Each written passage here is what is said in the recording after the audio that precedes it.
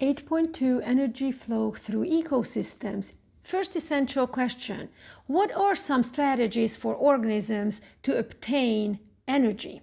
The second one is: what do the organisms use their energy for?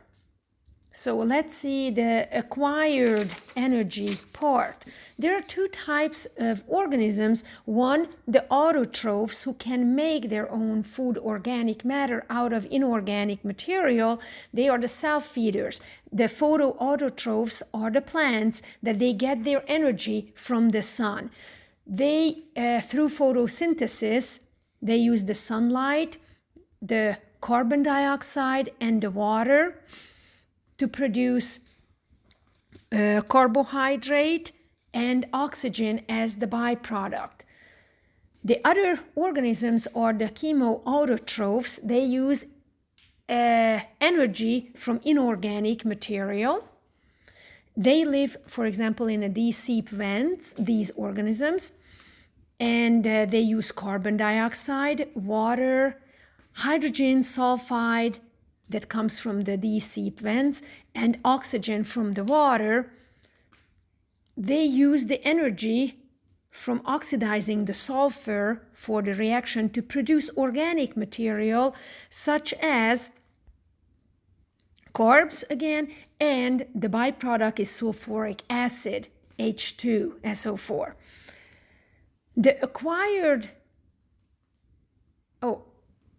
how are other organisms get their energy? They are the heterotrophs. They need to get the energy from another organism by eating them. So this example for herbivory, predation, the symbiotic relationship, for example, parasites, as well as the external digestion for fungi, but they get their energy from other organisms by eating them.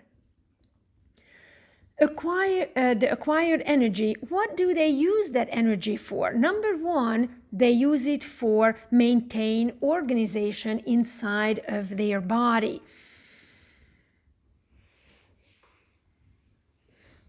The cells use the energy for active transport to maintain, for example, membrane potential, to get rid of some waste, or obtain some resources, nutrients into their cells, as well as maintain the body temperature this way or that. This way or that, that means there are some organisms like the ectotherms that they cannot maintain their body temperatures completely, and they maintain it by behavior, such as they move into the sun or out of the sun, depending on what body temperature they have. And also they aggregate in small groups. The other part is the endotherm organisms.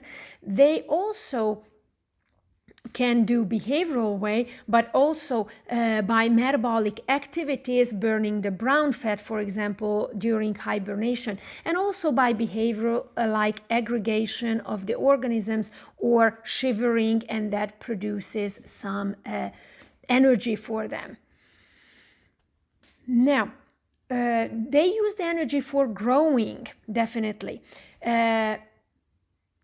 Growing is an anabolic reaction and it requires energy, definitely. If the energy input over energy output is bigger than 1, that means the organism is growing, it's making more cells through mitosis, and it's growing. If the energy input is over output is less than 1, that means the organism is losing mass and eventually will die.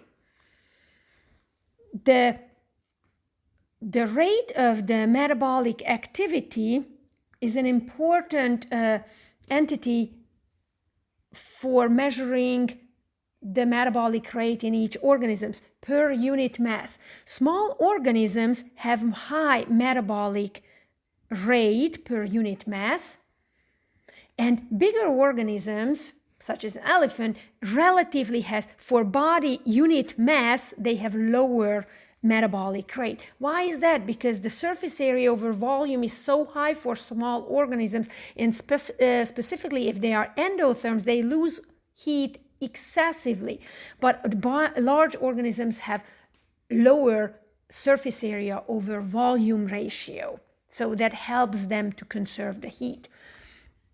The third use of energy is for reproduction. There are some strategies that organisms can follow to use energy for their reproduction, is like mating at springtime or summertime, when there's enough food source available for the organisms, for the mother as well as for the offspring. Lots of organisms produce lots of offsprings. That's good, but the offsprings are less capable to survive. Another strategy is less offspring, but in that case, the survivorship is bigger for those organisms. Might be because it's a low predation takes place at that time. Might be. We covered the first two essential questions. The third essential question for this unit is, how does the energy availability affect the population? And also the community in an ecosystem. So here is the Earth. There's a good activity HHMI, and we might just do it in class. Here is the Earth, and at the equator, the temperature is pretty good, 30 Celsius, lots of sunshine. This is the most direct sunlight hits the equator, and the precipitation is ample at that place, and rainforest as a biome thrive around the equator. If we go higher latitude towards the poles, the precipitation will be less a little bit, and that's the place for savanna to form, and the precipitation will be really low, more north as well as to south, and this is going to be the desert place. The precipitation again picks up a little bit to form forests, and a little bit less, and it's going to be grassland, and so on towards the poles. The temperature towards the poles is getting less, as well as the solar energy. Now, the autotrophs are using the sunlight and the temperature and the precipitation to make their own food. And the best places is the rainforest for them.